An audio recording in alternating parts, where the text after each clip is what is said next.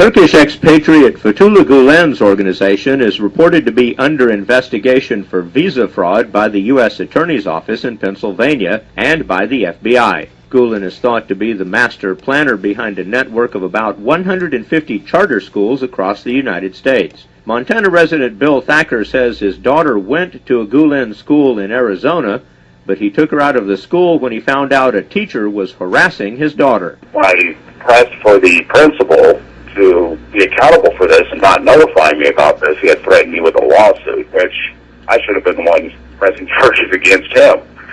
And something just didn't set right with me, so I decided to do a little bit more investigating, and I seen a news article about another charter school in Utah that involved a Kelly Wyman. And so we kind of compared notes that something just wasn't right about these schools. And that's when we made that correlation between Gulen and the charter schools. Now, did these schools have an excessively high number of apparently Turkish faculty members and administrations? Well, the administration is all Turkish, from the vice principal all the way up to the board of directors. At that time, there was all Turkish men. And I've also noticed that the pattern here in all these schools is the math, the science, those are also Turkish nationals. So they try to control that as much as possible. Did you find out how many other schools in the country were like that one? This was when I was living in Arizona, and that would be the Sonoran Science Academy. There's a lot of similarities here. And even when I asked a teacher, how did these schools get started? I was just told it was started by two Turkish guys, kind of entrepreneurs, who, while attending college, noticed that in our educational standards that we really needed help in math and science. And so they decided to open a charter school, and there you have it. It's at that, for what I was told, it was Sonoran Science Academy. So I just thought it was very unique. It was kind of an exclusive thing to that area of Arizona. And what I thought was interesting is I was reading a comment section about the Gulen movement, and another parent wrote here. She says, she goes by Libby F., my child also attended one of these Gulen charter schools. At first, the teachers were great. I loved the international flavor of the school. Eventually, the good teachers, Turkish and American, left, and sometimes she had several new teachers throughout the school year, many of which couldn't speak English. But the thing that finally made us leave the school was this. We were told it was a very unique school, started by Turkish scholars. Certainly the standard of living would be better here than in Turkey, so I thought nothing of it. They carefully hid the fact that there were other charter schools all over the country, just like ours, and their ties to Gulen. When first confronted, the principal denied even knowing who Gulen was. Within days, he changed his story to, of course, everyone in Turkey knows who he is and has been influenced by him. Now they say whatever they think will save face, and this is seen as acceptable. And when I read that was my sentiments exactly.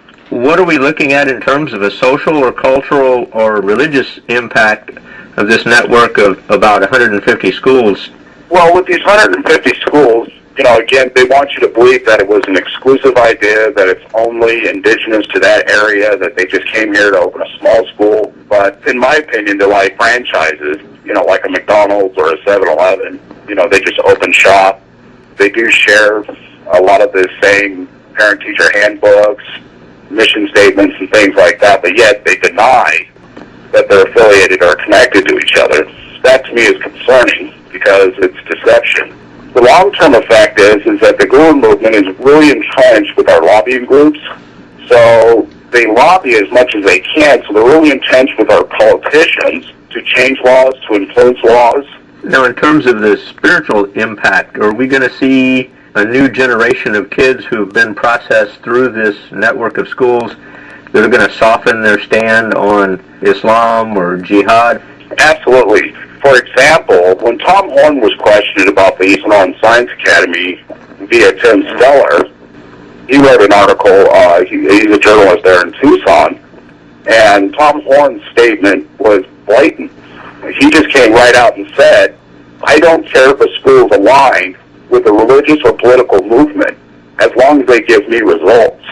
And at that time, he was the superintendent of public schools, and now he's the state's attorney general. That to me is very concerning as a politician making that kind of stand when he's attacking the La Raza studies, He's also attacking public school teachers, having them audited for their thick accents. He was seen on CNN doing so with this. You know, auditing an English teacher from Brazil. I didn't think her accent was that bad. However, a lot of these Turkish schools, come to find out, they donated a lot of money to his political campaign. So a charter school being a public school, and when you look at the laws, they're bound under the same laws. The No Child Left Behind Act, and in Arizona, the ethnic studies ban. But yet, Tom Horn turns a blind eye. So that kind of shows you the influence that the Gulen movement has over our politicians. Political campaigns, and I'm sure, you know, the interfaith dialogue dinners, the free trips to Turkey for their aides, you can actually go to Legistorm and actually see the politicians that have been taking these freebies.